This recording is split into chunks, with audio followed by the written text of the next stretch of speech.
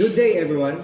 I am reading an essay entitled Imagining Confucius, Paradigmatic Character, and Virtue Ethics by Sorhun Tan.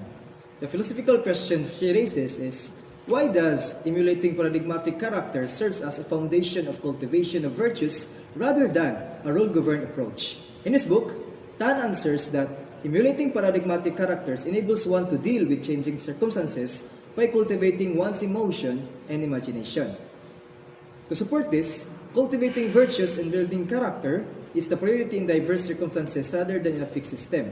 Then, imagination and emotion, emulating paradigmatic character, enables the moral agent to know the ethical reason behind actions, which leads to applying the virtues in another situation. And lastly, uniting the heart and emotion and mind, imagination, cultivates virtues in emulating paradigmatic character. The argument's strength is in the emulation of paradigmatic character through cultivation of emotion and imagination in applying virtues in different situations.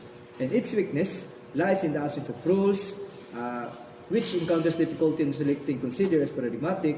Then imagination and emotion are not the means of emulating paradigmatic character, since there is a tendency of subjectivity and injustice, and only reason alone can cultivate virtues. As a whole, Tan's argument supports my thesis that the cultivation of Yen through emotion and imagination and Li through reason are necessary for emulating a paradigmatic character or Junzei, which allows individuals to cope with changing circumstances while embodying the virtue holistically in adaptive manner. Thank you.